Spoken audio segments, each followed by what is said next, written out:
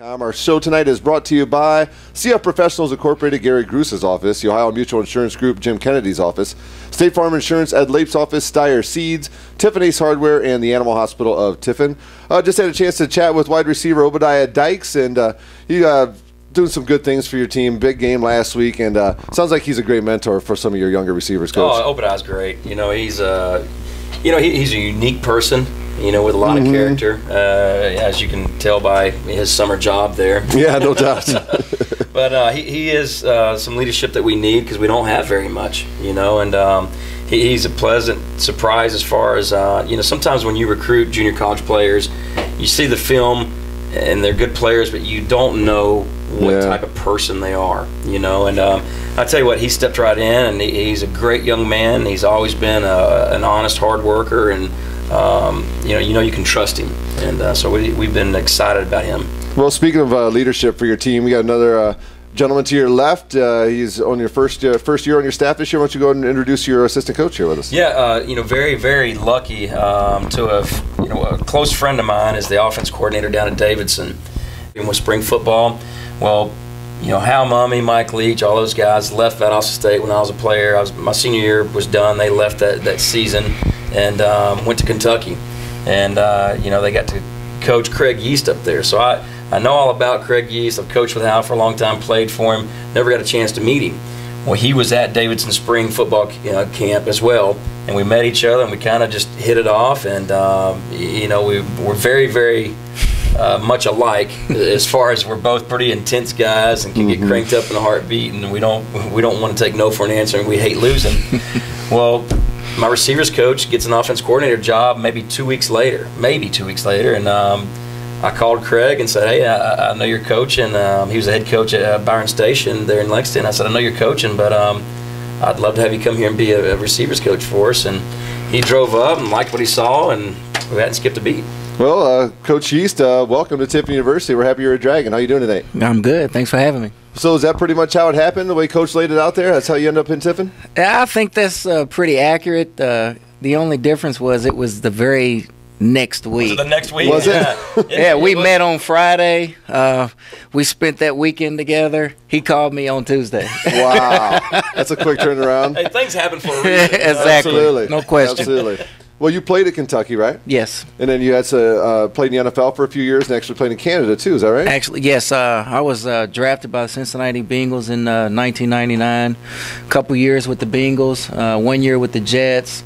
Had a little knee injury, sat out for about a year, and then went to Canada and played for the Hamilton Tiger Cats for about 3.5, 4 years. Well, the Hamilton Tiger Cats are my favorite team in the CFL. Good. Steel City. I always liked Hamilton. Saskatchewan was my second favorite team, but I've always been a big. I played for Saskatchewan really? too, just right. maybe so a Tiger Cat and a 4 or Rough Rider. 5 games. Yeah. All right, cool. See, I like my Canadian football. Well, I tell you a funny story about Craig. He's still, I don't know if you're top 3 all-time leading receivers in the SEC conference. 1 or 2. There's I'm 2. still 1 or 2. I think I'm 2. We're second in career receptions in the history of the Southeastern Conference. Yeah. I am now, yeah. He only got to play for Hal Mummy for 2 years, and he did all that in just 2 seasons. So if Hal would have been there for all 4 years, his records would have never been touched. Yeah. But funny story about Craig though is when Coach Mummy and Coach Leach first got to Kentucky, there was this fixing to be junior receiver who kind of had a chip on his shoulder, and Coach Leach, he's probably not the most athletic coach in the world, and he's out there showing them how to do cone drills, and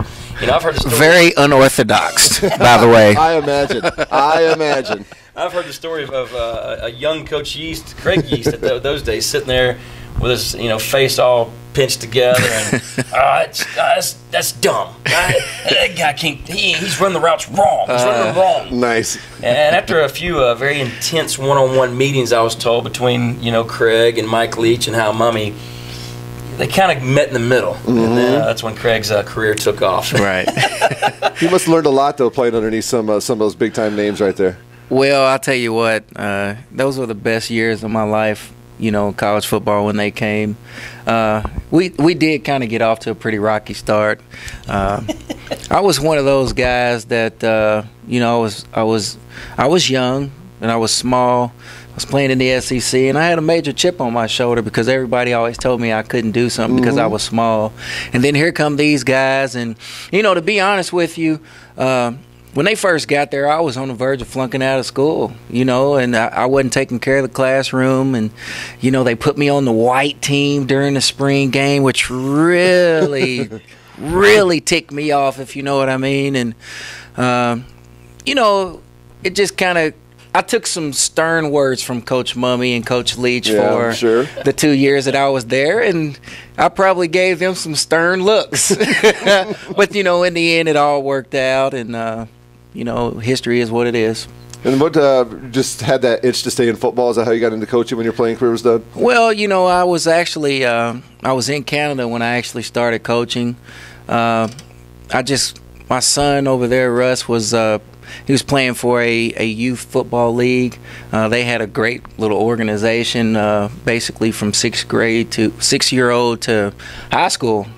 And they asked me to come out and help out a little bit. And what I really did mostly was work as a kind of a conditioning coach to kind of get the kids in shape. Yeah. And trust me, I used to really put them through the ringer. But you got to understand that, shoot, I was still playing. I was kind of crazy, and they called me Coach Payne. So, you know, I really started seriously coaching when I retired and moved back to Kentucky. And my first year as a coach, you know, I coached defensive backs, receivers, and was special teams coordinator. And we didn't win a game. We was 1-10, I believe, and it was for the first year of coaching. It was pretty rough. Pretty tough. I'm sure, absolutely. But you know, it ended up okay, and you know, I was blessed enough to finally get an opportunity to become a head coach at Bryan Station, and you know, I like to think that I had a chance to put my fingerprints on that program and kind of turn it around, because it was in a little mess when I took it over. We took them to their first playoff appearance, right? No, I didn't take them to their first playoff appearance. What I did was, you know, Bryan Station is a program in the state of Kentucky that is known for athletes, great players. Damani Dawson just went into the Hall of Fame, came from Bryan Station High School, and it was just in a point where it was really going downhill, and it was going downhill fast. And when I took it over, it was just a complete mess, and it was in chaos. And you know, I was kind of crazy as a head coach for the first year, but you know, when it's all said and done, I wouldn't change anything I'd done. The year before I took over, my staff and I, we were 1-10. When we took over, we ended up 7-5, winning a first-round playoff game at home. So you know, and I still keep up with some of those kids, some of those guys I'm trying to recruit now. Some of them. Yeah, absolutely. So it turned out to be okay. Well, you talked about you hoping you left your fingerprints on that program. What kind of fingerprints you hoping to leave on this program? Well, you know, I just kind of try to follow Coach Goff's lead. You know, whatever he wants me to do, I try to do it to the best of my ability.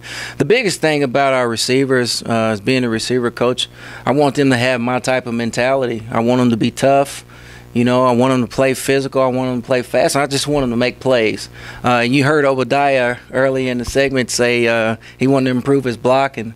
Well, since I've been here in the spring, that's been one of the things I've been harping on, probably more than anything, because you know, I do understand. I played in the game when Corey Dillon, for the Bengals, when Corey Dillon broke the NFL record. And, you know, I did a lot of blocking that game. And I can remember Corey Dillon coming to me saying, man, if you didn't make that block right there, I never would have scored. So I understand the value of, you know, blocking for your teammate. That's one of the big things, but it's just all about making plays, you know, with and without the ball, with and without the football, absolutely being successful. Well, and we both talk about this all the time, you know, being a receiver and blocking, especially in this offense, we don't ask you to do it a whole lot, but blocking downfield, it's effort. It really is for a receiver. Yeah, absolutely. Absolutely. And, you know, Obadiah said blocking right away. Absolutely. Now, I wasn't sure if he did that because you two were sitting here, or I really think in his heart he did believe that. He didn't have to look at you guys and think about it. He said it right away, blocking. Well, he better get in the end zone more. That's what we're wanting. I did kind of give him the business for getting caught, though. Yeah. Oh, the pass from Pedro? Yeah. Well, that pass hung up a little bit. You have to admit that. That's not an excuse. You still got to get it and go, right? We'll talk a little bit about your receivers. You got some young kids. Yeah, you got some productive kids, some kids with some good feet. Talk a little bit about your kids. Well, we are young. I think that's the big thing. We have some guys, and Jeremy Armstrong is a true freshman. I think has the ability to be a great player, a ridiculously good player. He's the one who's never had a hamburger, right? Yes. Yeah, that's what I thought. Yeah, I think his upside is just tremendous. You know, two of our outside guys, Burt Marks and Pedro Correa, I think those guys are consistent. I think they have the ability to make a lot of plays. I think we've seen Tyler Jones with his versatility. I think Tyler has, you know, he's probably has the quickest step of all of our guys. But, you know, sometimes when he runs routes and he gets the ball in space, he doesn't look quite as fast because he's not fast, but he is lightning quick. He's very quick. And I think our smoothest receiver is Marcus Burum. Marcus is very smooth. He runs excellent routes.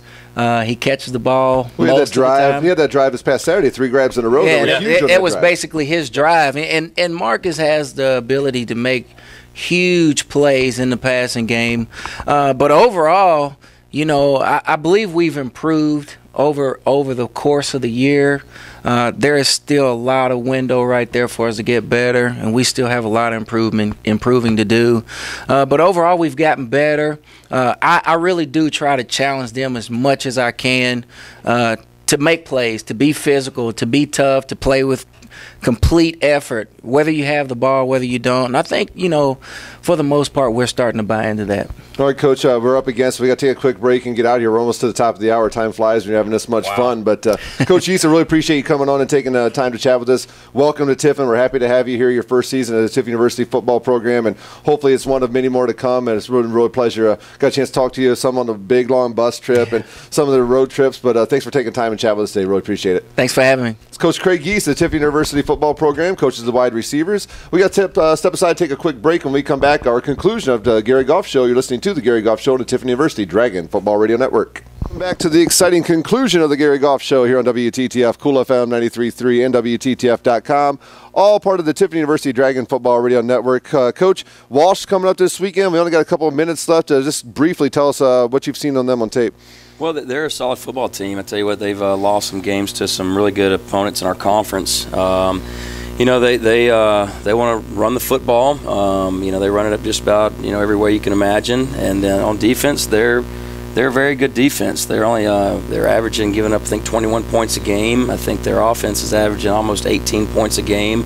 You know, they're old school football. You know, they're gonna try to run the clock out and pound the football all the way at you and all the way down the field and not give you very many possessions. Game this Saturday, 12 noon kickoff from Canton's Fawcett Stadium. You can hear all the action on our sister station, 100.9 WMJK Coast Country, and you can link up online at basohio.com. Thanks to our sponsors tonight: the Ohio Mutual Insurance Group, Jim Kennedy's office; State Farm Insurance, Ed Lape's office; Steyer Seeds; Tiffin Ace Hardware; the Animal Hospital of Tiffin; CF Professionals Incorporated; Gary Gruse's office. Thanks to Obadiah Dykes for coming on and chatting with us. Thanks to Coach Craig Yeast. And thanks to you, Coach Gary Goff. Go get him this Saturday. Thanks, Russ. We'll see you there. That's our program tonight. This has been the Gary Goff Show on WTTF, Cool FM 93.3 and at WTTF.com, part of the Dragon Football Radio Network.